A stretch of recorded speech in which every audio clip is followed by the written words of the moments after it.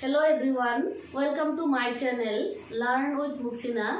আজি আমি ডিসকাস কৰিম ভাৰতীয় সংবিধানৰ প্ৰস্তাৱনাৰ বিষয়ে যেটো খুব এটা ইম্পৰ্টেন্ট টপিক হয়। এই টপিকটো এডিআৰইটো আছে লগতে টেটকাম ৰিক্ৰুটমেন্টটো বহুত ইম্পৰ্টেন্ট টপিক হয়। সিটেটৰ কাৰণে বহুত প্ৰয়োজন হয়।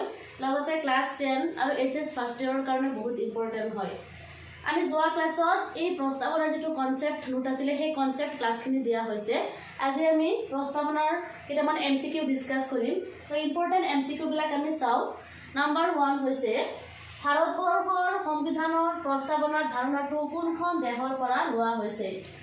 আমি জানো যে আমাৰ ভাৰতবৰ্ষৰ সংবিধানত যিবিলাক বস্তু এড কৰা হৈছে যেনেকৈ ফান্ডামেন্টাল ৰাইটছ হোক ডিৰেক্টিভ প্ৰিন্সিপলছ অফ ষ্টেট পলিচি হোক এই বস্তুবিলাক বেলেগ বেলেগ দেশৰ পৰা অনুকৰণ কৰি অনা হৈছে। তেনেকৈ আমাৰ যেটো প্ৰস্তাৱনাৰ ধাৰণা এই প্ৰস্তাৱনাৰ ধাৰণাটো আমাৰ আমেৰিকাৰ পৰা লোৱা হৈছে বা আমেৰিকাৰ পৰা অনা হৈছে। ইয়াৰ পিছৰটো কোৱেশ্চন হৈছে ভাৰতীয় সংবিধানৰ প্ৰস্তাৱনা কোনে পৰিচয় পত্ৰ বুলি অভিহিত কৰিছিল অৰ্থাৎ আইডেন্টিটি কাৰ্ড বুলি কৈছিলে। আইডেন্টিটি কাৰ্ড বুলি কৈছিল। তো এন.এ.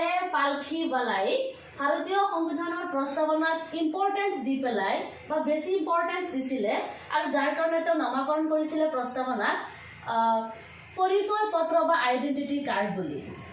ইয়াৰ পিছৰটো কোৱেশ্চন হৈছে 42তম সংশোধনীৰ জৰিয়তে ভাৰতীয় সংবিধানৰ প্ৰস্তাৱনাত সংযোজন কৰা শব্দ দুটা কি কি আছিল। আমি জানো 42তম সংশোধনী হৈছিল 1976 চনত। খুবই ইম্পৰ্টেন্ট হয় এটো। 1976 চনত 42তম সংশোধনী কৰা হৈছিল আৰু এই সংশোধনীৰ ফলত ভাৰতীয় সংবিধানৰ প্ৰস্তাৱনাত দুটা নতুন শব্দ সংযোজন কৰা হৈছিল। এটা হৈছে সমাজবাদ আৰু এটা হৈছে ধৰ্মনিৰপেক্ষবাদ। আৰু এটা বস্তু লগতে মনত ৰাখিব লাগিব যে আমাৰ ভাৰতবৰ্ষৰ সংবিধানৰ যেটো প্ৰস্তাৱনা আছে এই প্ৰস্তাৱনাটো মাত্ৰ এবাৰেই সংশোধন কৰা হৈছে আৰু এটো 1976ত কৰা হৈছে। ইয়াৰ পিছত আজিলৈকে ভাৰতীয় সংবিধানৰ প্ৰস্তাৱনা সংশোধন হোৱা নাই। ইয়াৰ পিছৰটো কোৱেশ্চন হৈছে কিমান ধৰণৰ ন্যায়ৰ কথা ভাৰতীয় সংবিধানৰ প্ৰস্তাৱনাত উল্লেখ কৰা হৈছে।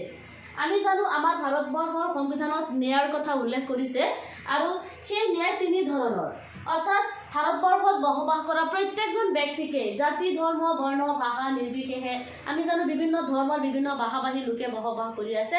এই প্ৰত্যেকটো ধৰ্মৰ মানুহক সামাজিক দিশতে হোক বা অৰ্থনৈতিক দিশতে হোক বা ৰাজনৈতিক দিশতে হোক প্ৰত্যেক দিশতে ন্যায় প্ৰদান কৰিব লাগিব। এই ন্যায় প্ৰদান কৰাৰ কথা ভাৰতীয় সংবিধানৰ প্ৰস্তাৱনাত উল্লেখ কৰিছে। ইয়াৰ পিছৰটো কুৱেশ্চন হৈছে নাম্বাৰ 5 ভাৰতীয় সংবিধানৰ প্ৰস্তাৱনাত কেই ধৰণৰ স্বাধীনতাৰ কথা উল্লেখ কৰিছে। তো আমাৰ ভাৰতীয় সংবিধানৰ প্ৰস্তাৱনাত 5 ধৰণৰ স্বাধীনতাৰ কথা উল্লেখ কৰিছে। এটা হৈছে চিন্তা, নাম্বাৰ 2 প্ৰকাশ, নাম্বাৰ 3 বিশ্বাস, নাম্বাৰ 4 ধৰ্ম আৰু নাম্বাৰ 5 হৈছে উপাসনা।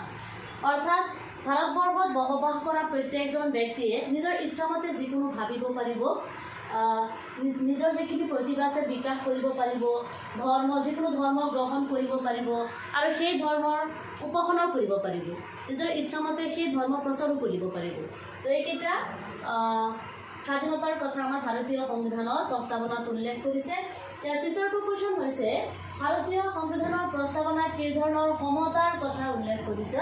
তো আমাৰ ভাৰতীয় সংবিধানৰ প্ৰস্তাৱনাত 2 ধৰণৰ সমতাৰ কথা উল্লেখ কৰিছে যে ভাৰতবৰ্ষত বসবাস কৰা প্ৰত্যেকজন ব্যক্তিয়ে ভাৰতীয় সংবিধানে সমান চকুৰে চাব লাগিব, সকলোকে সমান সুযোগ দিব লাগিব আৰু সকলোকে সমান মৰ্যাদা দিব লাগিব। সকলোৱে সমান মৰ্যাদা পাব, সকলোৱে সমান সুযোগ সুবিধা পাব। পিছৰটো কুৱেশ্চন হৈছে স্বাধীনতা সমতা আৰু ভাতৃত্ববোধৰ ধাৰণাটো ভাৰতীয় সংবিধানৰ প্ৰস্তাৱনাত কোনখন দেশৰ পৰা অনা হৈছে। স্বাধীনতা সমতা আৰু ভাতৃত্ববোধ এই তিনিটা ধাৰণা ফ্ৰান্সৰ পৰা লোৱা হৈছে। ফৰাচী বিপ্লৱৰ পিছত ফ্ৰান্সৰ পৰা এই তিনিটা ধাৰণা লোৱা হৈছে। পিছৰটো কুৱেশ্চন হৈছে কোনে ভাৰতীয় সংবিধানৰ প্ৰস্তাৱনাক সাৰ্বভৌম গণতান্ত্ৰিক গণৰাজ্যৰ ৰাশিফল বুলি বৰ্ণনা কৰিছে। আমাৰ ভাৰতীয় সংবিধানৰ খচৰা কমিটিৰ এজন সদস্য K.M. মুন্সী তেখেতে ভাৰতীয় সংবিধানৰ প্ৰস্তাৱনাৰ ওপৰত বহুত গুৰুত্ব প্ৰদান কৰিছিল আৰু সেই হেতুকে ভাৰতীয় সংবিধানৰ প্ৰস্তাৱনাক সাৰ্বভৌম গণতান্ত্ৰিক গণৰাজ্যৰ ৰাশিফল বুলি বৰ্ণনা কৰিছে। ইয়াৰ পিছৰটো কোৱেশ্চন হৈছে কোনটো বছৰত উচ্চতম ন্যায়ালয়ে ৰায় দিছিল যে প্ৰস্তাৱনা ভাৰতীয় সংবিধানৰ অংশ নহয় ইয়াৰ আনসাৰটো হৈ পৰিব ফেব্ৰুৱাৰী বছৰ 1960